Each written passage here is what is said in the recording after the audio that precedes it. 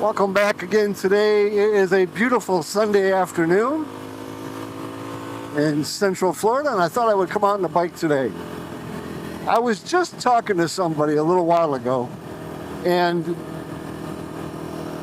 it was a very interesting conversation because I was asked a couple of questions that I, first of all, didn't anticipate being asked. So the first question was about the bike. I'm on the Kawasaki KLX300 today. And we were talking about motorcycles and dirt bikes. He was an older guy. I don't know how old, but I would say in his 60s at least, maybe even older. Really nice guy. The first question that he asked me was why I ride motorcycles. And that's not an uncommon question. You'll hear that from people that don't ride. Yeah, why I ride motorcycles, I don't think is something that is easy to explain to somebody. But for most people, I would think it's a way that you can, I find it relaxing. So, when I'm out on the trails or I'm out even on the highway on a motorcycle, I find the busyness of riding is relaxing.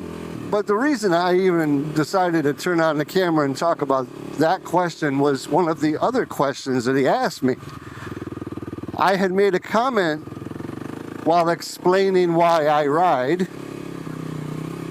that, as dangerous as motorcycle riding in general can be and how stressful it could be if you're riding around people that are not looking out for bikes. I explained to him that my career field is law enforcement. So, the two are both stressful, but one is, I guess, probably more stressful than the other. I think that probably the job of law enforcement is far more stressful than dirt bike riding or motorcycle riding, in the sense that out here in the woods or on the road, more than likely, if somebody gets killed, it's going to be just me. Whereas in the job of law enforcement, the career field of law enforcement,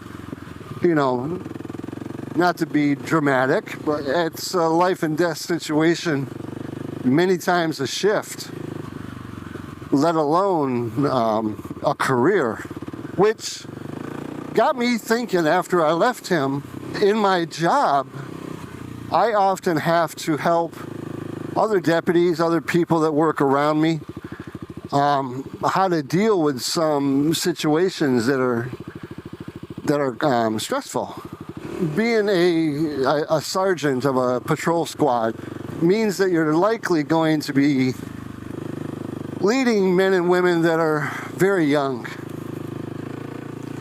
And that is something else somebody else asked me recently. Why did everybody on my squad look to be so young? Well, that's just the way that it is today. Law enforcement is filled with people that are young. There's just no way around it. They're under 30 years old most of the time. Little life experience. And life experience is something that is very useful to draw upon in this field. But I'm fortunate enough to be able to influence their day-to-day activities and the way that they approach situations and scenarios and how they deal with certain stresses. And I think that my ability to do that is rooted in a couple of things. First of all, my age. I'm older by sometimes twice as much of, some of the people that are on my squad. My ability to be able to help people deal with the stresses of the career and just to be able to help people, even outside of law enforcement, the people that we deal with, has a lot to do with my own personal journey through life. Not to sound I can't say retarded, can I? Not to sound stupid or cliche, that's the word I'm looking for. Not to sound cliche, but my life, my journey through life has taught me a lot of things. And I can share a lot of those things with people that work with me. And a lot of those things have been bad experiences. You learn as much from good experience as you do bad experience. Bad times, mistakes, hard lessons, they are some of the best teachers. At the time, it may not seem like it, but they really have the ability to leave a lasting impression on you, one you're not quick to forget. And if you survive the big mistakes or the bad errors, and you come out on the other side, you've got a lot of knowledge that you can share. So some of the things that I tell new guys and girls, I'm not trying to sound it's like it's a men-only field. It's not. I've got 3 females that are on my squad. One of the things I try to impress on people new to the field of law enforcement is, first of all, disassociate yourself from this field when you're not working. And that's true of any profession. But law enforcement, for me, has always been my career, but it's never been my identity. If somebody asks me what I do for a living, a lot of the time I'll just say I work for the county. And people don't really dig too much further into that once you answer that way. But that's generally what I tell people. And then once, we've got a friendship established, at least, where we know each other a little bit better. If it hasn't come up and, been made obvious, then I'll share it. So that's what I try to tell people, is to disassociate yourself from the law enforcement field when you're not working. Don't identify all the time as, I'm a cop. I had a friend, I still consider him a friend, who I went to the academy with. And, we were both young and dumb, and we, the movie Bad Boys, those were big at the time, and, we were going to be cops, so that was one of our things, was the movies. But, we would joke and say things like, oh yeah, I'm always on duty, 24 hours a day, 7 days a week. I'm going to be, busting people during off days and whatever, stupid shit like that. Imagining that you're going to go into a convenience store and interrupt a robbery, and always looking for those opportunities. And as much as I love this guy, and he's a friend of mine, he was a little bit more serious about that than I was. And his law enforcement career came to an end much sooner than mine has.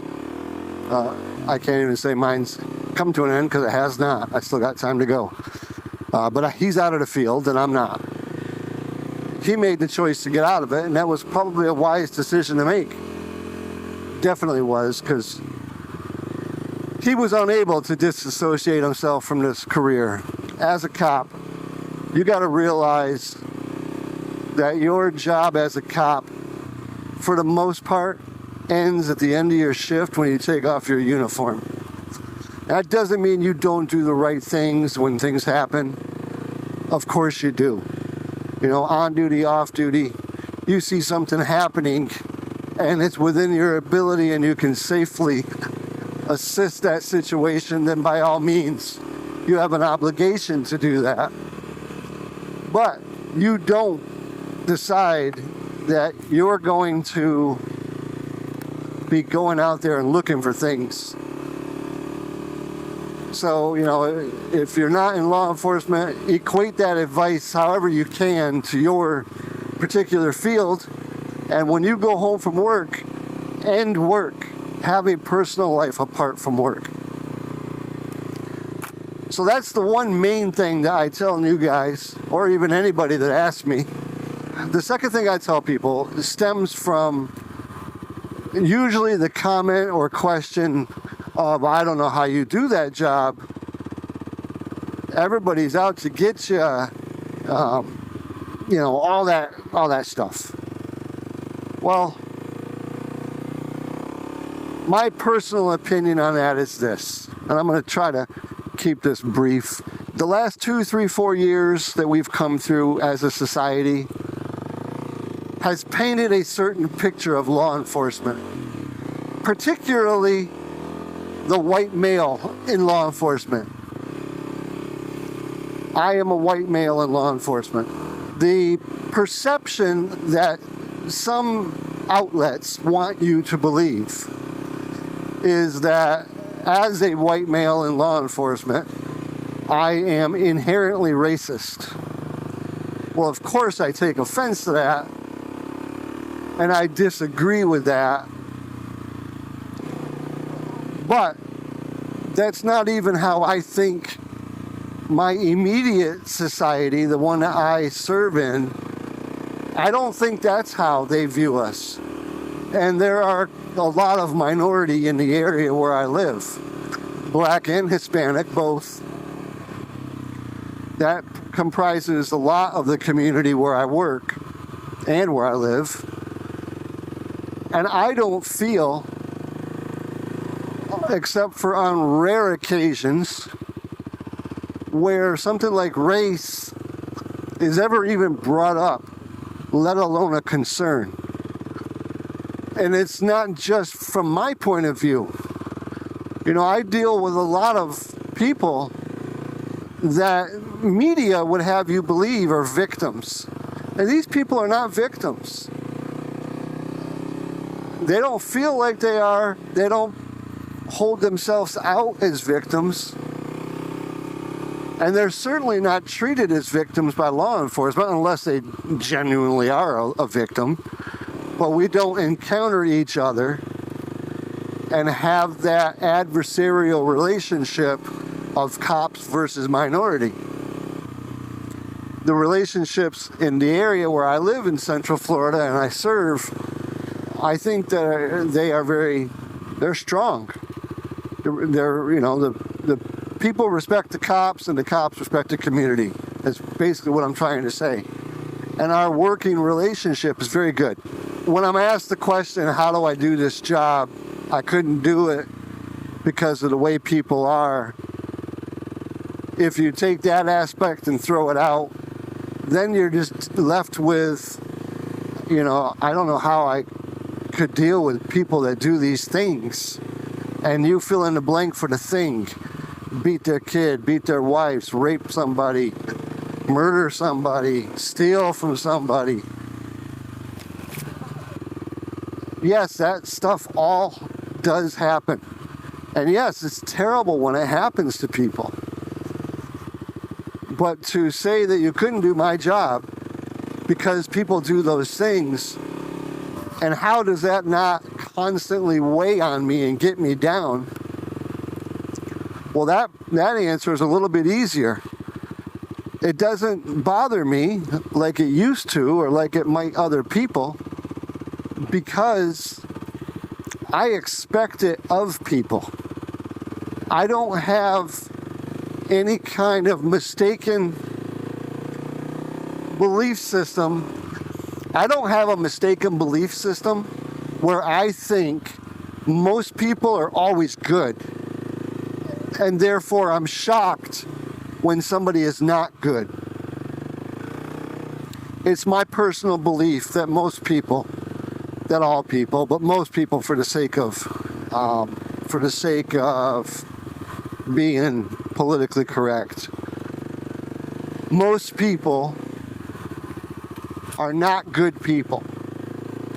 That doesn't mean that everybody's out there beating, stealing, lying, killing. They're not. Most people are not doing those things. But most everybody lies. I've never met a person that doesn't lie, and if they say they don't, they're lying. most everybody lies. So if you just take a lie as being something bad, then yes, everybody's a bad person. There are different degrees of badness, if you will. A guy that rapes a small child is not the same as a guy that lies on his taxes, perhaps, if that's a good equation for you. They're both bad people. There's just different degrees of badness. So anyway, my point is, I look at society and think that it's comprised of mostly bad people. You know, maybe you'll get somebody, a nun, a preacher, and even they will tell you that they're not good people. But I look at people that way, and then I'm not surprised or shocked or dismayed or disheartened when somebody does something bad. Nobody surprises me.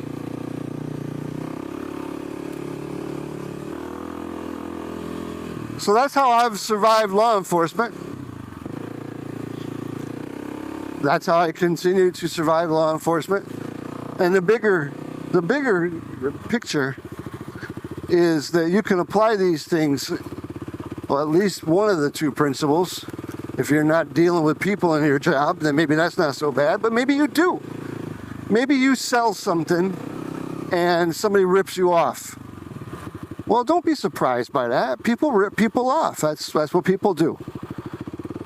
You know, protect yourself as much as you can. Count on loss because somebody's going to rip you off. And maybe it won't affect you as much on a personal level. And then another thing that I would suggest, I'm trying to think of how to say this.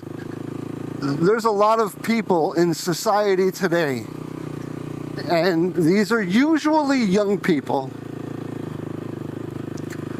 who don't want to work because they don't feel like the work is worth their time. They don't feel like they're getting paid the money they should get paid, and they could do something else with their time other than the work. Well, that is a very idiotic way to look at life. Whatever work you do, find value in that work. Every work has some kind of value. It's up to you to find out what that value is and stay focused on it. Because if you're looking for your job to fulfill you, well, usually that's not going to happen. Most jobs are not in and of themselves fulfilling. The work is. Find joy in the work that you have. Do it to the best of your ability. And do it for a reason other than a paycheck. Because that's what the focus is from some people. Well, I'm not going to go out and do that job because it's only paying me X dollars amount an hour. You know, and today now minimum wage is creeping up on $15 an hour everywhere. So find the value in the work that you do that's beyond the paycheck. To answer the first question last, why do I ride? Well, first of all, look at this. Florida is not the greatest for woodsy terrain, but this is just beautiful. The temperature today is just excellent. It's like probably 60s or 70s. I'm gonna guess. It's not gonna rain. It's not as humid as it usually is in Florida. So I ride in the woods and I own this dirt bike for this reason. Everything that you see around me today. The freedom of being up here. The fact that I passed two cars and almost got creamed by one of them, notwithstanding. There's usually not too many vehicles up here. But I was going near an area that's a swimming hole, so I can't be mad at them. They're just doing what they do. They come to the swimming hole on a nice day, like I'm coming up here on my dirt bike. And they didn't intend to hit me. Or they would have. My video would have abruptly ended. But the other reason I ride is it's enjoyable to me. It's fun. I see things that I normally wouldn't notice in a car. I'm feeling things and smelling things that I wouldn't feel or smell driving in a car. You know, every time I'm riding through these woods or riding on the street and a tree branch smacks me or a bug hits my helmet or a bird, which has happened once, but anytime those things happen, I wouldn't feel those things in the car. I miss those experiences. The smells, right now, the smell of all these pine and oak trees, it's beautiful. And that's it. That's all I'm going to say. Right now I'm going to get off. I honestly got to take a pee, get a drink. You didn't need to know that, did you? That's too much information. I'm sharing too much information lately. Anyway, you all have a good day. Ride often, ride safe. Like, subscribe, do the ring notifications, all that good, happy stuff. Thank you for coming to Florida Two-Wheel Adventures today. And I look forward and appreciate seeing and talking to every one of you. Peace out.